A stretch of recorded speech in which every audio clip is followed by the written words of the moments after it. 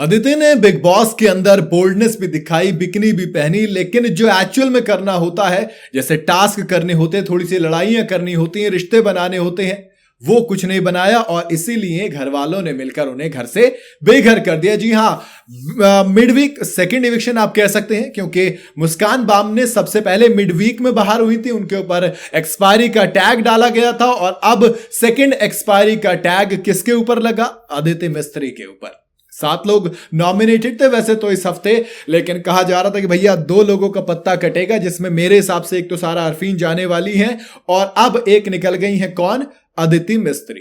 3 नई wild card एक साथ आई थी, ईडन रोज, यामिनी मल्होत्रा और अदिति मिस्त्री। इसमें क्लियर था सबसे कम कंट्रीब्यूशन घर के अंदर अगर किसी का था तो वो अदिति का था। इवन जो रात वाला टास्क था राशन का, उसमें सबके पास कुछ ना कुछ राशन का कंट्रोल था, लेकिन अदिति को ऐसा लग रहा था कि मैं यहां पे आई क्या हूं, कौन हूं मैं, क्या करने आई हूं, क्या होता है यहां पर।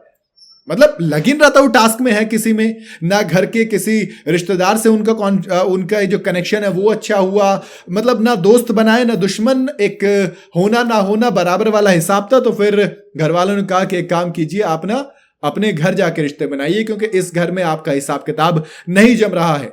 और मिडवीक इविक्शन में ईडन और जो यामिनी है कहीं ना कहीं अदिति से ज्यादा मजबूत थी, और अगर यामिनी और ईडन में भी देखा जाए तो मेरे ख्याल से ईडन सबसे तेज खेल रही है, सबसे शानदार खेल रही है। हालांकि अदिति के लिए 1 हफ्ते तक का सफर था। जब घर में एंट्री हुई थी तब उन्होंने कहा था कि मुझे इससे पहले कई रियलिटी शोज का ऑफर आया, लेकिन मैंने सोचा हुआ था कि जाऊंगी तो बिग बॉस में जाऊंगी। और अब लोग सवाल पूछ रहे हैं कि क्या इसलिए बिग बॉस में आना चाहते थे?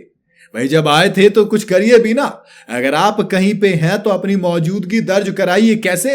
टास्क में परफॉर्म कीजिए, आप ओपिनियंस अपने दीजिए कि ये चीज सही है, ये चीज गलत है।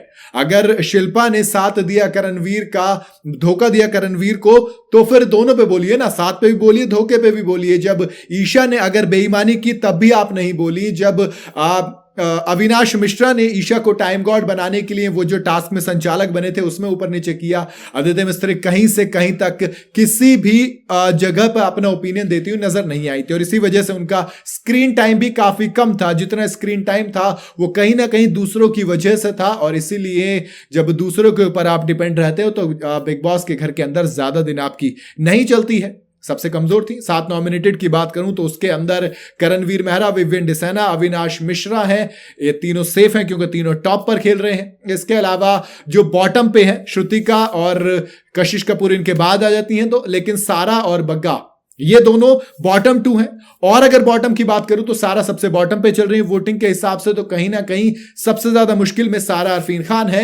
और अगर डबल इविक्शन होता है, यानी कि मिड वीक इविक्शन में अदिति बाहर जाती हैं, तो फिर वीकेंड के वार में कहीं ना कहीं दोस्त सारा अरफीन खान का सफर इस घर में यहीं पर खत्म हो सकता है, और मैं तो कह रहा हूं होना भी चाहिए। बाकी आपकी क्या राय है? आपको क्या लगता है किस वजह से अदिति बाहर गई हैं शो से? आप मुझे कमेंट में जरूर बताइएगा। वीडियो अगर आपको पसंद आई हो तो इसे लाइक और शेयर जरूर करें, और जाते जाते चैनल को फॉलो और सब्सक्राइब जरूर करते जाइएगा।